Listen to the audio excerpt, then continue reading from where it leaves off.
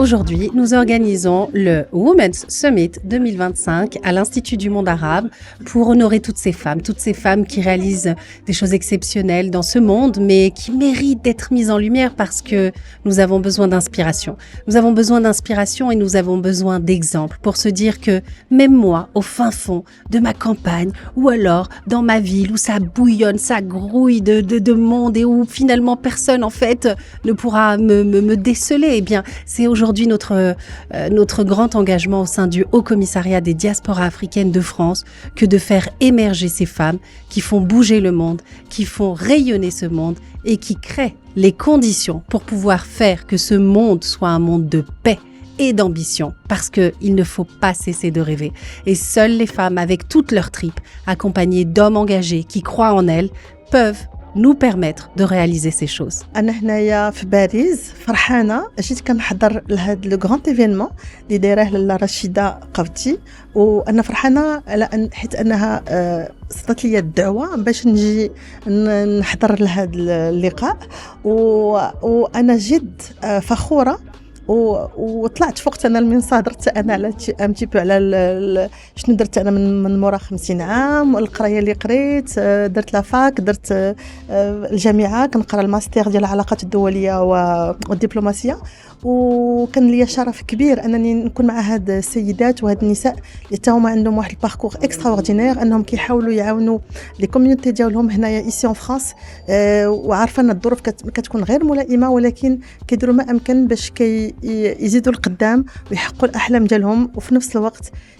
كيعاونوا الناس وكيانسبيريو العيالات انهم راه يقدروا تما يعملوا تما اشياء اخرين وان كل شيء ممكن. Le Haut Commissariat des diasporas africaines de France organise la première édition du HCDAF Women's Summit prix Makeda 2025. Cette première édition réunit environ 200 participants ici à l'Institut du monde arabe.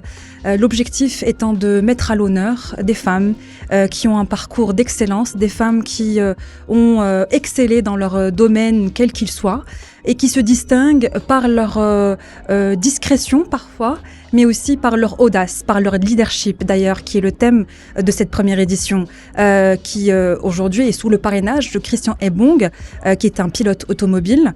L'objectif de cette rencontre est au-delà de mettre à l'honneur des femmes, mais surtout de leur consacrer un temps qui va leur permettre justement de mettre en exergue leur parcours, leurs échecs, mais aussi leur réussite. Aujourd'hui, on est très contente de participer à cet événement et à rendre hommage aux femmes audacieuses et ambitieuses parce que effectivement, on pense que les femmes, sans exclure les hommes, sont une force vive pour la société civile et pour mener à bien les combats qui sont les nôtres. J'ai connu j'ai été invitée particulièrement par Donia Habitat, que je remercie particulièrement. Je suis très heureuse d'être là aujourd'hui. À la réunion de la diaspora des femmes africaines. Je suis née à Alger, je suis pour la diversité, je pense que la diversité est une richesse. Rester dans sa communauté est triste, c'est sclérosant, c'est l'obscurantisme et ça n'est pas enrichissant. Donc c'est pour ça que je continue à vouloir réunir et à vouloir fréquenter des femmes qui sont différentes de moi parce qu'elles m'apportent beaucoup. Je pense que je leur apporte aussi. Nous avons des cultures, des éducations différentes et voilà, j'espère continuer. Je suis très très ravie, vraiment très honorée d'être dans cet événement, de ce sommet organisé par le Haut Commissariat des diasporas africaines de France, donc dirigé par Rachida Kautar. Je tenais donc à remercier toute son équipe. Et ma nomination alors là, parce que d'habitude je suis généralement derrière, nous nominons des personnes. Et là, être aujourd'hui de l'autre côté, ça fait bizarre, mais en même temps, c'est un clin d'œil, je pense, que le sommet a décidé de nous lancer une alerte. Quel genre d'alerte? Écoutez Madame Marde de Koivogi, écoutez le mouvement mondial des femmes leaders panafricaines. Nous avons constaté que vous avez bien travaillé depuis des années, mais ça ne suffit pas.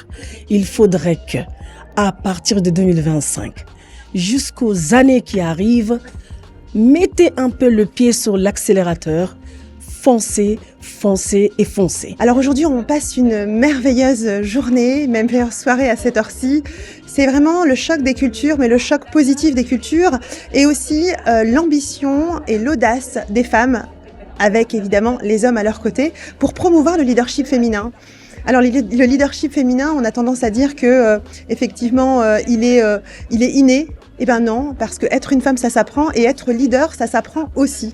Donc aujourd'hui, je suis ravie de participer en tant que partenaire du Haut Commissaire à la diaspora africaine de France à cet événement qui est évidemment fédérateur, qui est aussi pour la culture, pour la diversité, pour mettre en lumière la femme dans tous les pays africains, mais également au sein de l'Europe, parce qu'on ne peut pas avancer sans être fraternel. Je suis venue aujourd'hui assister à l'événement organisé par le HCDAF, le Haut Commissariat aux diasporas africaines. Donc cet événement, nous sommes ici à l'Institut du monde arabe. Donc c'est un événement qui vise à fédérer et à récompenser les femmes inspirantes. Donc il faut savoir que le MMFLP est aussi porteur d'engagement d'ONU Femmes, et nous sommes aux côtés du HCDAF dans toutes leurs actions, qu'elles soient sociales, qu'elles soient humanitaires et autres.